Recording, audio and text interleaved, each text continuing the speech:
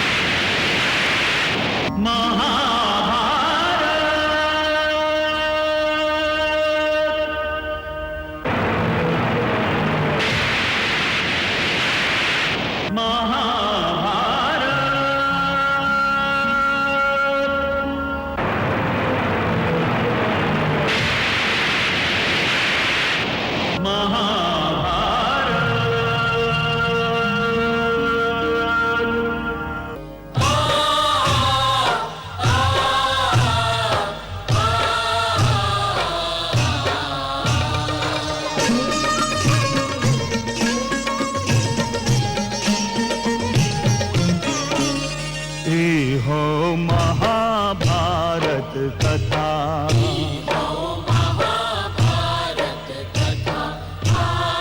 महाभारत कथा,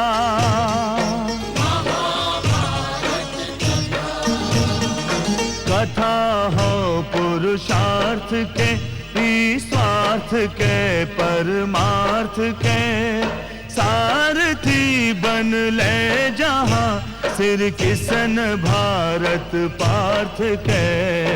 हर दिशा में शब्द गूंजन साच सार्थक सर्वथा, हर दिशा में शब्द गूंजन।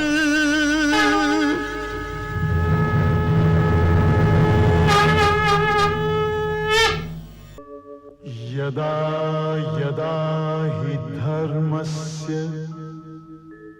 ग्लानिर्भवति भारत, अभ्युत्थानम् अधर्मस्य तदात्मानं सृजाम्यहम्, परित्राणाय साधूनां विनाशाय च दुष्कृताम्, धर्म संस्थापनार्थाय संभवामि युगे युगे।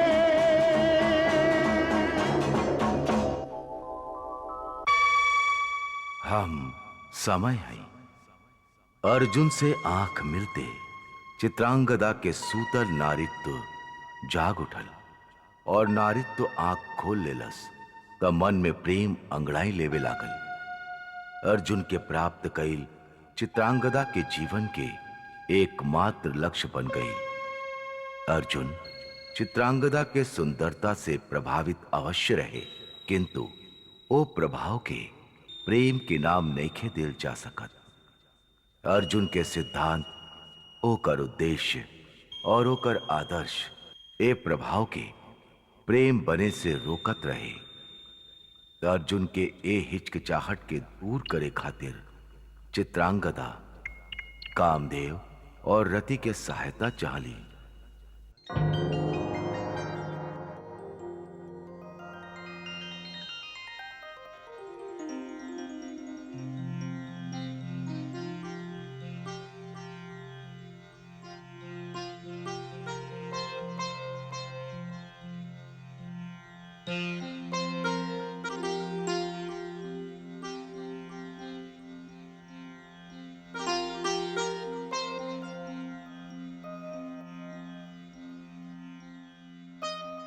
ई पूछल त व्यर्थ बा कि अर्जुन से भेंट भइल की ना। नयन के लाल डोरा, कपोल के लालिमा, मुस्कान के भीगापन और ऊंचा ऊंचा सांस ई बता रहल बा कि तू अर्जुन से मिल के आ रहल बाड़ू। परंतु ई अवश्य पूछल चाहतानी कि भेंट में का भइल। भइल का प्यासा के प्यास में जल ना दिहल जाए तब प्यास और बढ़ जाला ना। हम दर्शन प्यास बुझावे गई नहीं, परंतु प्यास और बढ़ गई। अर्जुन तहार नया रूप के सा रहलस ना? पहले तू हमरा के पहचान ही ना, और जब पहचान ले तो केवल एगो सुखद आश्चर्य के प्रदर्शन करके रह गईले। तू ओकर आंख में झांक के देख लो। हाँ, बाकी उनकर आंख में हमरा खातिर एगो औपचारिक प्रशंसा के सिवा और कुछ ना रहे। देवी, वो हमरा पर मोहित ना भइले। वो अर्जुन हा चित्रांगदा, राजमहल में जन्म लेवे वाला लोभी राजकुमार सबसे बिल्कुल भिन्न, बिल्कुल अलग, जौन भवरा की भांति हर खिलत कली के चारों ओर मंडरात रहेले, जिनकर जीवन के उद्देश्य ही रस लूटल होखेला। अर्जुन काम और वासना के लोभी ना हा, वो केशव के सखा हा। नारी प्रेम, सुंदरता ओकर जीवन के अंश अवश्य हा, जीवन के लक्ष्य ना। एकर अर्थ ई बा कि वो कभी हमरा और आकर्षित ना होखी हैं। लोहा चाहे इस्पात ही काहे ना बन जाए, बाकी लोहा चुंबक के प्रभाव से छुटकारा न पा सकेला। अर्जुन इस्पात ही सही, बाकी तहार रूप भी चुंबक से कम नहीं खे, परंतु तारा बहुत परिश्रम करे के होखी। का करे के होखी हमरा के देवी? विश्वास करी, आज हम जब उनका से मिलली त हमारे हृदय के विचित्र दशा रहे। आज यदि वो एक पल खातिर अपन बाह फैला देते त हम दौड़ के उनका गले लग जेती। बस अपन मन के इहे भावना के रोके के होखी। काहे देवी? पुरुष चाहे कितना ही सीधा साधा होखे, उ जब ई जान लेवेला कि ओकरा कोनो नारी के प्रेम बड़ा सरलता से प्राप्त हो सकेला, तो ओकर मन में उ नारी और ओकर प्रेम के आकर्षण कम हो जाला। उ ओकरे ओर आकर्षित होला चिकरा की पावल दुर्लभ होखे, जौन मृग तृष्णा के भांति ओकरा के दूर से बुलावा देवे, और जब वो पास आवे त छलावा सिद्ध होखे। प्रेम तड़पे और तड़पावे के नाम हा। पुरुष के अपन निकटता से डगमगा द, बाकी जब वो सहारा खातिर बाह थामल चाहे तब बाह खींचला। हमरा के विश्वास नहीं देवी कि हम उनका के आकर्षित कर पाए। वो हमरा के पत्थर के भांति कठोर और निष्ठुर दिखाई देवेले। जौन हम कह रहल बानी ओकरा तारा पालन करे के होखी। शेष कामदेव पर छोड़ दो, वो तो तारा के वचन देले बाड़े। देवी, अर्जुन के पावल हमार जीवन के एकमात्र लक्ष्य बा। हम आपसे प्रार्थना कर रहल बानी कि आप हमार सहायता करें। आपके और भगवान कामदेव के सहायता के बिना हम अर्जुन के प्राप्त ना कर पाए, और यदि अर्जुन के प्राप्त ना कर पाई नहीं तो हम अपन जीवन समाप्त कर दे। घबरात काहे बाड़ू? अब तू संपूर्ण नारी बन चुकल बाड़ू। तारा में समर्पण भाव जाग चुकल बा। इस समर्पण भाव के होकते तारा कोनो और शक्ति की आवश्यकता ही नहीं खे। बाकी हमनी दोनों तहार सहायता अवश्य करब। लगता के हुआ रहल बा, ऐसे हम जाता नहीं। घबराई मत, हम सदा तारा के देखत रहब। कामदेव के वाण से अर्जुन अब बचल न रह पाए।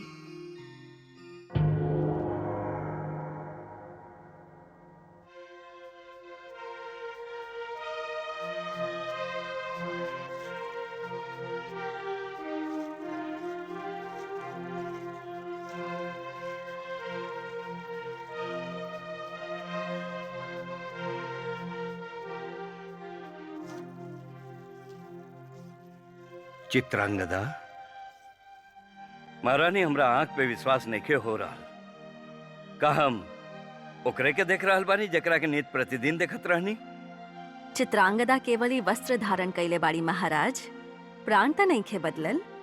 देखी हमनी के पुत्री कितना सुंदर लग रहल बिया, जैसे आकाश से इंद्रधनुष धरती पे आके कन्या के रूप धारण कर लेले होखे। हाँ महारानी, आज हमरा अपन भूल के ज्ञान हो गए। हम आप दोनों से क्षमा के प्रार्थी बानी, हमरा के क्षमा कर दी। ये आप का कह रहल बानी? क्षमा कोने बात के? चित्रांगदा, तरह के आज तक बालकन के भेष में रख के हम बहुत बड़ा न्याय कैले रही। तरह साथे भी, प्रकृति के साथे भी और स्वयं के साथ भी। स्वयं के साथ ऐसे कि हमरा कभी ध्यान ही ना आयल कि तरह जैसन प्यारी, सुंदर, सुकोमल पुत्री के पिता होखल संसार में एगो उपलब्धि बा। हम सदैव भ्रम में रहनी कि पुत्र के पिता होखल अधिक महत्वपूर्ण बा। बाकी तहरा जैसन पुत्री खातिर त 100 पुत्र के भुलावल जा सकेला। पिताश्री, महाराज, आप जौन कार्य से यहाँ आयल रही अब केहू दूसरा के सौंपती ही। चित्रांगदा के अभी कार्य के रुचि लेवे के अर्थ ही नहीं खे रह गई। कौन कार्य? कौन कार्य के बात कर रहल बानी आप? कुछ न पुत्री, हम आपके माता श्री से सहमत हो रहल बानी। सहमत हो रहल बानी? परंतु कौन बात खातिर? का कहे आयल बानी आप? राज्य में महत्वपूर्ण अतिथि के सत्कार और शिष्टाचार के विभाग तू ही देखेलू ना? हाँ, वो विभाग तो हम ही देखिला। आगे से ना देखबू। काहे? कहे कि हमार पुत्री के ये सब कार्य करे के आवश्यकता नहीं खे। बस यह तो बुराई बा हमनी लोग में। हम कन्या के केवल घर गृहस्थी, वंश वृद्धि के माध्यम मात्र मानिला। हमने ई मानल ही ना चाहिला कि प्रकृति ओकरा के योग्यता देले बा, शक्ति देले बा, बुद्धि देले बा। हमने यह व्यवहार के कारण हमनी के समाज कन्या के बालक से कम समझे लागल बा। महाराज, का कभी आपके ई सूचना मिलल कि हम कोनो अतिथि के देखभाल में कमी कैले होखी? कदापि ना। हम तो तरह के विभाग दे के संतुष्ट रही। तब फिर आज केहू और के ई विभाग देवे खातिर बात काहे कइल जा रहल बा? अच्छा अच्छा, हमरा तो भूल हो गई। हमरा के क्षमा कर द। आपके ज्ञात होखी कि इंद्रप्रस्थ से पांडु पुत्र अर्जुन आयल बने, महाराज युधिष्ठिर के दूत बन के, और हमनी के अतिथि बनल बने। वो एगो महत्वपूर्ण ऐतिहासिक संदेश लेके आयल बने। हम चाहतानी उनकर सेवा और सत्कार के स्तर भी वैसने होखे जेकर वो अधिकारी बने। पिताश्री, उनकर सेवा होखी कभी ना भुलाई योग्य। निश्चय ही। अच्छा पुत्री, अब हमारे कक्ष में आ जाएं। फिर हमने सब मिल के माननीय अतिथि से मिले चलेंगे। जी पिताश्री।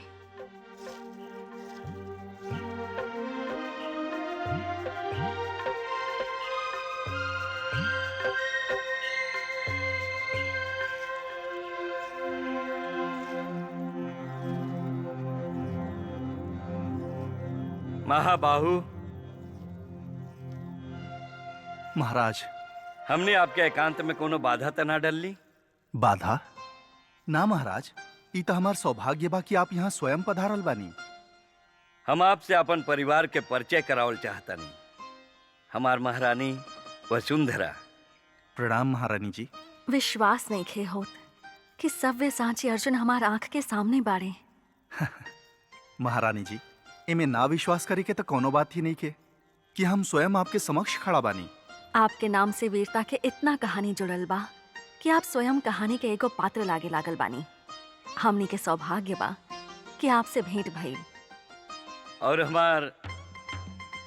हमार पुत्री राजकुमारी चित्रांगदा।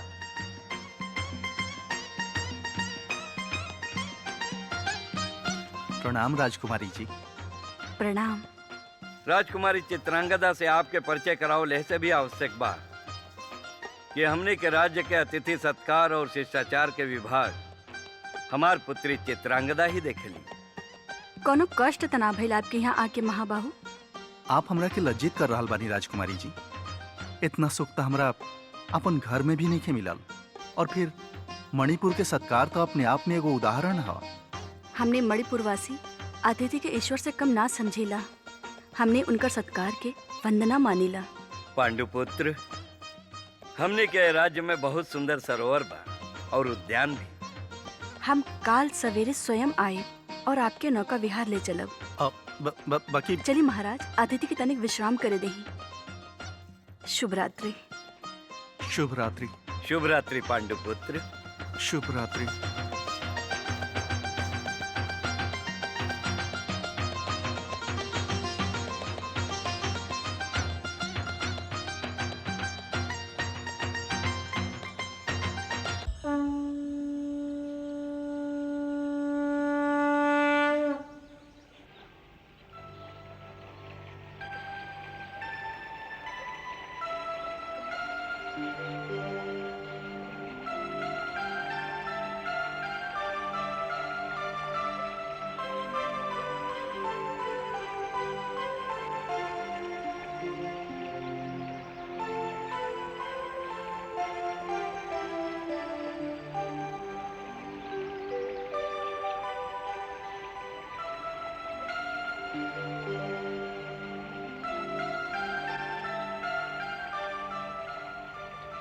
हम जानत तनी कि मणिपुर के दृश्य बहुत सुंदर बा, बाकी ये दृश्य इतना मनमोहक बा, एकर ज्ञान त आज ही भइल।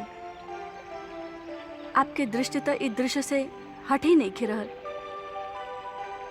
वास्तव में ऐसा दृश्य हम कहीं और नहीं देखले। इनकर सुंदरता में तो हमार मन खो गइल बा। केवल मणिपुर में मात्र सुंदर दृश्य ही नहीं खे जेकरा मन में खो जाए। यहाँ और भी बहुते सुंदर वस्तु बा जेकरा में मन खो सकेला। परंतु तू पतवार चलावल काहे बंद कर देलू? सोचने की नाव के धारा के सौंप दी। देखी ई धारा नाव के कहाँ ले जाले। नौका कहीं धारा से भटक न जाए। देखी के बा कि भटक के कहाँ तक जाला।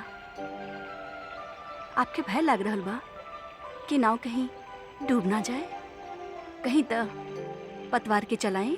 हमरा भटके के भय नहीं खे चित्रांगदा, परंतु पतवार तो होकेला ही यही खातिर। यदि नौका भटके चाहे डूबे लागे तो ओकर सहारा से वो फिर से तट पर आ जाए।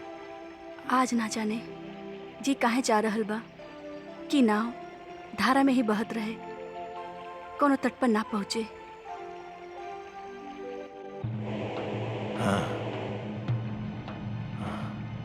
अर्जुन कौन और कन्या के साथ है? हम तो अर्जुन के चरित्र के पहले ही से जानत रही, किंतु उलूपी ओकरा के अपन देवता समझे लागल रहे।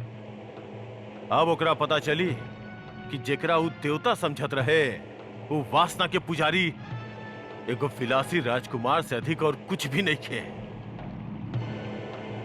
नागलोक के भोली कन्या के जीवन नष्ट करके कौन और कन्या के अपन जाल में फंसा रहल बा दुष्ट। अर्जुन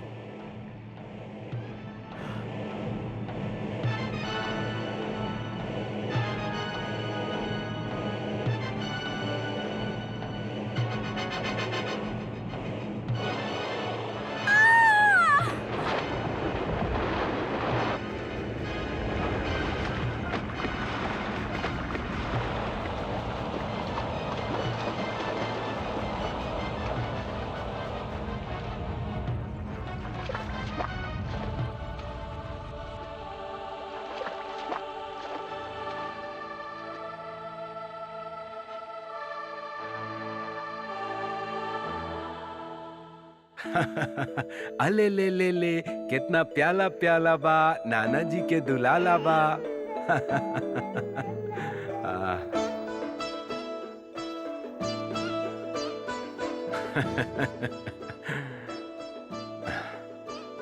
पुत्री, अर्जुन अपन ए पुत्र के देखी है त धन्य हो जाई है। हमने अपन दोहित्र के नागलोक के सबसे वीर और पराक्रमी राजकुमार बनाई। तू एकर नाम भी कितना सुंदर रखले बाड़ू, इरावान। नाम तो रख देले बानी हम, किंतु अर्जुन से परामर्श कैले बिना पता ना उनका भी नाम पसंद आई कि ना। काहे ना पसंद आई? राजकुमार के भांति एकर नाम भी प्रभावी बा। लाई महाराज, कदाचित एकरा भूख लगल बा। लाओ लूपी, एकरा के दूध पिला दा। चली महाराज, उलूपी के दूध पिलावे दे।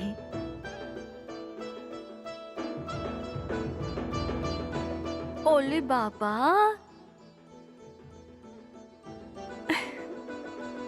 ओहो काहे रो रहल बाड़ा हमार राजकुमार? पिताश्री का याद आ रहल बा?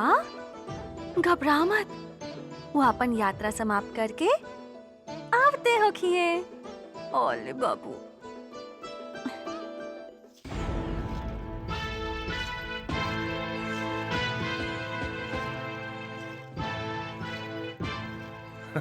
राजकुमारी।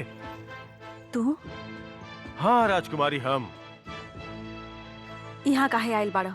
तोरा के ही बतावे कि झूठा सांत्वना से स्वयं के बहलावल छोड़ दा और अपन ए नन्ही सी जान के भी बहलावल छोड़ दा। का उल्टा सीधा बात कर रहल बाड़ा? उल्टा ना, पुण्यता सीधा बात कर रहल बानी। तू कहत रहलू ना कि अर्जुन अपन यात्रा समाप्त करके आवते होखी है, कहत रहू ना? हाँ तो तोहार अर्जुन अब जौन यात्रा पे चल पड़ल बा, वहां से होकर वापस लौटल कठिन बा, और सच पूछा तो असंभव बा। बंद करा अपन बकवास। यह तो कठिनाई बा। तू समझेलू कि हम तोहार और अर्जुन के प्रति अशुभ विचार रखीले, किंतु इस साच नहीं खे राजकुमारी। हम तोहार शुभ चिंतक हई, और हम जौन देख के आइल बानी ओकरा हमरा बहुत दुख बा। का देख के आयल बाड़ा तू? हम अर्जुन के मणिपुर के राजकुमारी के साथ नौका विहार करत देखनी है। अच्छा, मणिपुर के राजकुमारी का बहुत सुंदर बाड़ी? सुंदर? अरे राजकुमारी, ऐसा सुंदर कन्या तो हम आज तक कभी अपन जीवन में देखला ही नहीं की। ऐसा लागेला जैसे स्वर्ग के कोनो अप्सरा होके। तब फिर ठीक बा। ठीक बा? अब का ठीक बा? हमार पति जैसन बांका सजीला पुरुष यदि कोनो कुरूप कन्या के साथे होखी तो उनका खातिर लज्जा के बात होखी, और हमरा खातिर भी। अब आप मानी चाहे मत मानी राजकुमारी, हमके तो लगा था वो आपके पति पे मोहित हो चुकल भी है। अर्जुन मनमोहक ना होखते तो हम उनका से प्रेम ना करती। हमरा गर्व बा कि हमरा ऐसन पति मिलल जेकरा के देख के सब अपन हृदय थाम लेवेले। केहू सच्चे कहले बा कि नारी के समझल केहू के बस के बात नहीं खे।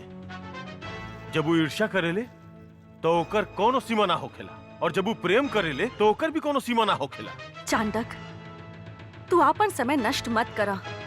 हमार अस्तित्व के और हमार पति के तहार शुभ चिंता की कोनो आवश्यकता नहीं खे। तू जा सकेला।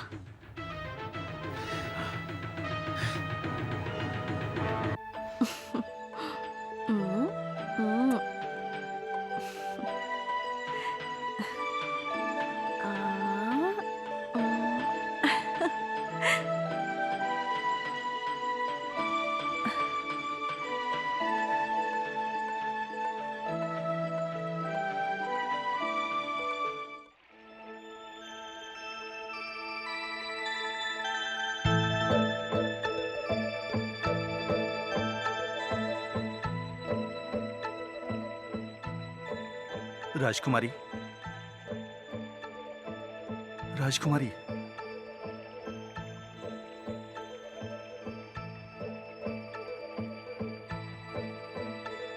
राजकुमारी,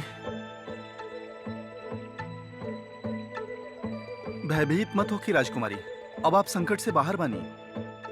का भइल? का भइल? हमरा तो स्वयं बड़ा आश्चर्य बा। नदी तो बिल्कुल शांत बा, फिर अचानक ना जाने जैसे नदी में बाढ़ आ गई होके। हमरा तो ऐसे लागल कि जैसे केहू नौका के नीचे जाके अपन हाथ से पकड़ के नौका के पलट देले होखे। ऐसन के कर सकेला? होखे ना होखे, ई कोनो शत्रु के धृष्टता हा। शत्रु? परंतु मणिपुर में आपके कौन शत्रु हो सकेला? हमार ना, परंतु कोनो आपके शत्रु तो हो सकेला। हमार? परंतु यहाँ भला हमरा से केहू के शत्रुता काहे होगी? हमरा कारण? आपके कारण? हम कुछ समझनी ना। हमरा के आपके साथ देख के संभव बा कि केहू के मन में शत्रुता के आग भड़क गई होखे। हम तो जल में गिरते ही मूर्छित हो गए रही। ऐसे हमरा समझ में ना आई कि भइल कहा। ना राजकुमारी जी, आप तो मूर्छित भय के कारण भइनी हा। भय के कारण ना, कदाचित ये आपके बाह के स्पर्श रहे जेकरा में आनंद से विभोर होके हमारा आँख मीठा नींद सूत गई रहे। आप आज हमरा के दूसरा बार प्राण देनी है। पहला बार तब देले रही जब हमार मन में नारी बने के भावना जगैले रही, और फिर आज हमरा के डूबे से बचा के। आपके धन्यवाद शब्द में तो देल ही नहीं के जा सकत। राजकुमारी जी, ये तो हमार मानवीय धर्म रहे। धन्यवाद के कोनो आवश्यकता नहीं है। हमार पिताश्री हमरा से आपके देखभाल करे के कहले रहन, उल्टा आपके हमरा रक्षा करे के पड़ल, हमरा के बचावे के पड़ल। ना ना, हम तो प्रकृति के एगो सुंदर अनुपम चित्र के बचैनी हा, परंतु महाराज तक अभी सूचना पहुंच चुकल होखी और वो व्याकुल भी होखी हैं। चल जाओ।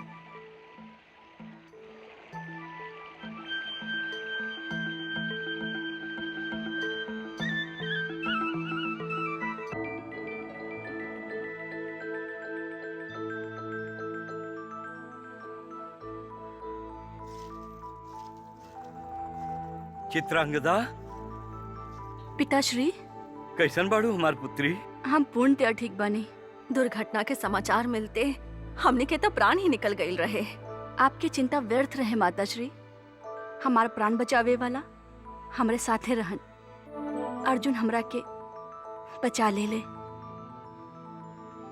बाकी तहर का विचार बा पुत्री? ये दुर्घटना रहे कि षड्यंत्र रहे? षड्यंत्र के संभावना भी नकारल नहीं जा सकत, और इहो संभव बा कि केहू अर्जुन के प्राण लेहल चाहता और हम नौका में रही, ऐसे हम शत्रुत्व के लक्ष्य बन गई। नहीं, हम अपन जल सेना के सैनिक के दुर्घटना स्थल पे भेज देले बानी। वो ये बात के जांच करिए कि यह धृष्टता के साहस कौन कैले बा। किंतु महाराज, हमने के अर्जुन के आभार प्रकट करे उनका पास जाए के चाहिए। हाँ महारानी, बाकी अर्जुन के आभार प्रकट करे खातिर हमरा पास शब्द भी नहीं खे, ऐसे हम ना जा सकब। हाँ, कल राज्यसभा में हम मणिपुर और इंद्रप्रस्थ के मित्रता के घोषणा करब। हम समझता नहीं, अर्जुन खातिर ऐसे बढ़ के आभार प्रदर्शन और का हो सकेला। ये उचित हो कि माताश्री, और यदि आभार प्रदर्शन मणिपुर के जनता के समक्ष होखे तो अर्जुन के भी ओकरा महत्ता के आभास हो जाई। सत्य कहलू पुत्री। आई महारानी।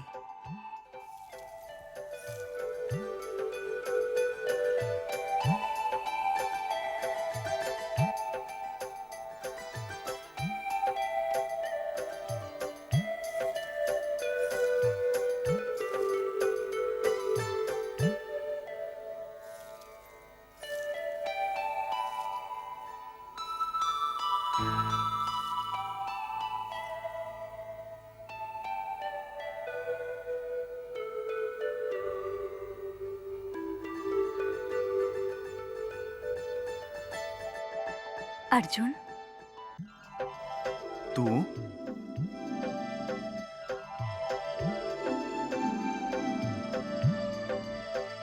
का हमरा के देख के तारा हर्ष ना भइल? ना ना, ये हम कैसे कह सकिला कि हमरा तारा के देख के हर्ष ना भइल। परंतु राजकुमारी जी, हमार नाम राजकुमारी ना, बहुत सुंदर नाम है, चित्रांगदा। यदि तू पुकारा तो और भी भला लगे। ना राजकुमारी जी, हमें भली भांति जानतानी कि कोनो राजकुमारी के उनकर नाम से पुकारे के अर्थ का हो खेला, और हम इहो जानतानी कि कोनो राजकुमारी के उनकर नाम से पुकारे के अधिकार केकरा हो खेला। यदि तू राजकुमारी के नाम लेके पुकारे के अर्थ जाना तड़ा, तो राजकुमारी के नाम लेके के पुकारे के अधिकार हम तारा के देता नहीं। अच्छा हो खेत, यदि हम यह अधिकार के योग्य होती। हमरा से पूछा, हम सौगंध लेके कहतानी कि यदि हमरा के हमार नाम से पुकारे के अधिकार हमरा माता पिता के अतिरिक्त केहू के बा तो उ तू हवा, केवल तू। राजकुमारी हाँ हम कुंती नंदन, हमरा अब पता चल रहल बा कि तोहरा मणिपुर आवे से पहले यदि संसार से हमरा ई भेद छुपावे पड़ल कि हम कन्या हैं तो एकर कारण का रहे। एकर कारण ई रहे कि प्रकृति तोहरा के ओ पहला पुरुष के रूप में चुनले रहे जेकरा पर हमार नारे तो प्रकट होके। ई सब अचानक ना भइल रहे, ई सब अवश्य विधि के विधान के अंश रहे। भाग्य हमारे प्रेम भावना पर तोहर मुखड़ा के आकार और हमार हृदय तोहर चरणन के नाम लिख देले रहे। ना राजकुमारी ना, भावना के तीव्र भंवर में मत बहा, मत बहा। अब तो हम ए धारा में डूब भी चुकल बानी। अब तो हम तुहार हो चुकल बानी अर्जुन, तुहार हो चुकल बानी। हमार जीवन, हमार आत्मा, हमार प्राण, हमार एक एक सांस सब तुहार है। ना चित्रांगदा ना, ये नइखे हो सकत, कदापि नइखे हो सकत। काहे नहीं हो सकत? हमार बात मान ल चित्रांगदा, ये मार्ग पे इतना दूर मत जा कि जहां से लौटल असंभव हो जाए। काहे कि हम तो जाना तानी कि यह मार्ग पर तारा कुछ नहीं मिल सकत, कुछ ना। काहे नहीं मिल सकत? का तू हमरा के नहीं मिल सकत? इहे तो हम तारा के पहले दिन से बतावल चाहतानी चित्रांगदा कि तू हमरा के प्राप्त कर चाहताड़ू, जबकि पहले से ही केहू हमरा के प्राप्त कर ले बा। का?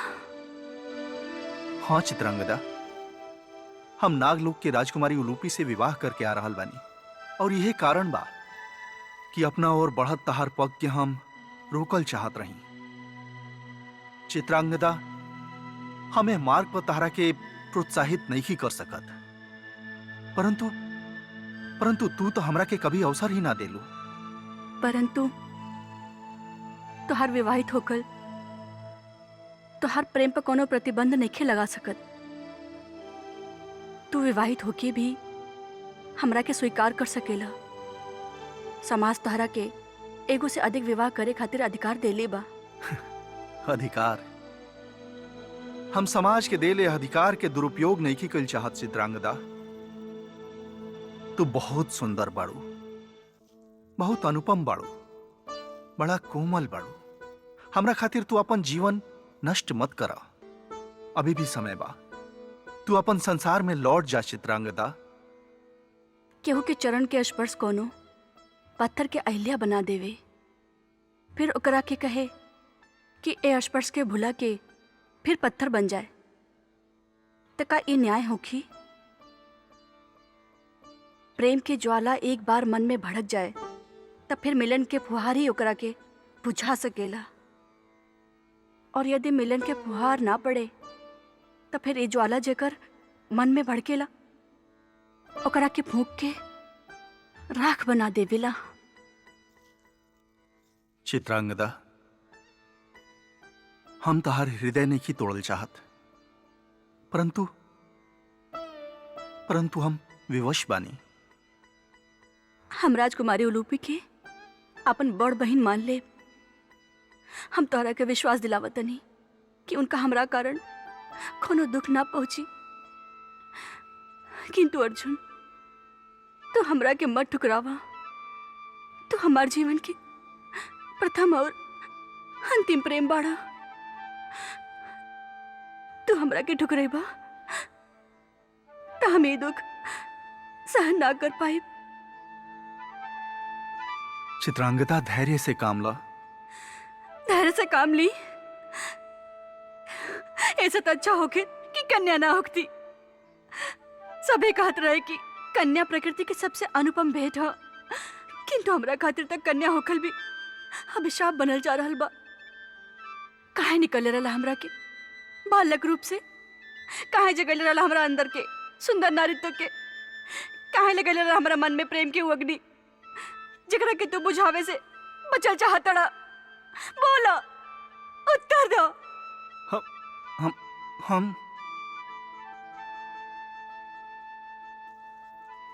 केशव, हमार सहायता करी केशव। हमरा तक कुछ समझ में नहीं आ रहा। अच्छा मैत्री यात्रा पर भेजले बानी आप हमरा के।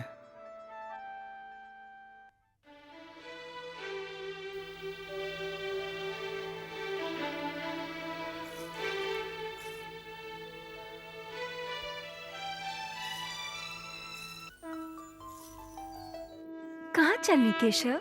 हम मणिपुर की ओर प्रस्थान कर रहल बानी। मणिपुर? ये अचानक मणिपुर जाए के आपके का सुझल? पार्थ हमरा के याद कर रहल बाड़े प्रिय। हमरा तुरंत उनकर सहायता खातिर पहुंचे के बा। अब का संकट आ गइल बा? अर्जुन की नागलोक यात्रा तो सफलतापूर्वक समाप्त भइल रहे। यात्रा के हर मोड़ पे नया संकट आवेला प्रिय, किंतु अब की बार ता अर्जुन हमार पढ़ावल सारा पाठ ही भुला देले। हमरा उनके स्मरण शक्ति फिर से जगावे के पड़ी। काहे? का भइल? अभी हमरा पास बतावे खातिर समय नहीं खे प्रिय। लौट के सारा वृतांत सुनाई बाप के।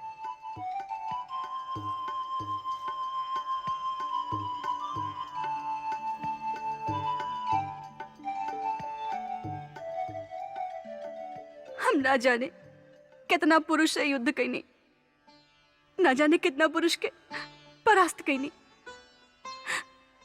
कितना पुरुष हमरा आगे घुटना टेक देले। बाकी हमारा पता ना रहे कि एक दिन हम स्वयं एगो पुरुष के आगे बिल्कुल विवश होके रह जाए। रोआ मत पुत्री, रोआ मत। तहारी अश्रु हमरा से देखल नहीं खिजात, किंतु भाग्य के लिखल के टाल सकेला। उहे होखेला जौन भाग्य में लिखल होखेला। हमरा के एकर ज्ञान होके त हम अर्जुन के कदापि आपन हृदयेश्वर ना बनैती।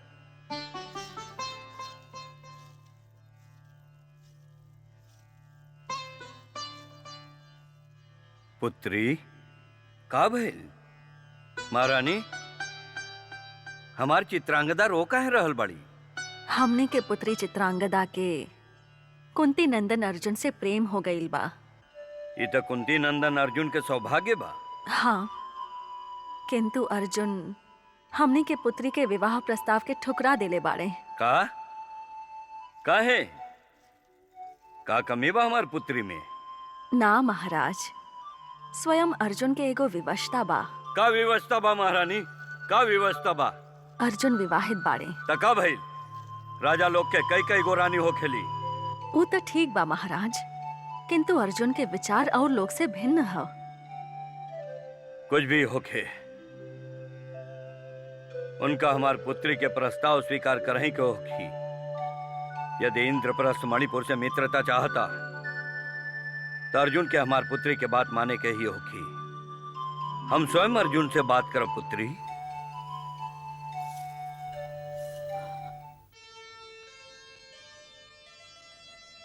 प्रेम और कर्तव्य में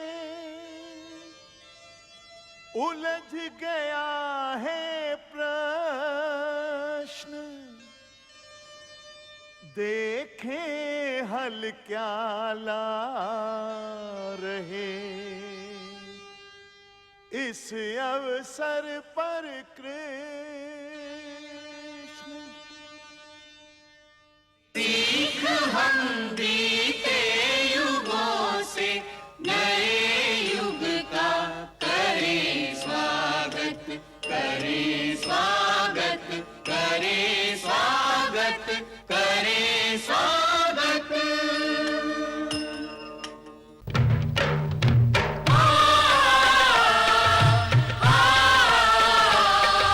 भारत कहो कहानी सदियन से भी पुरानी, हो ई ज्ञान गंगा ऋषियन का अमर वाणी,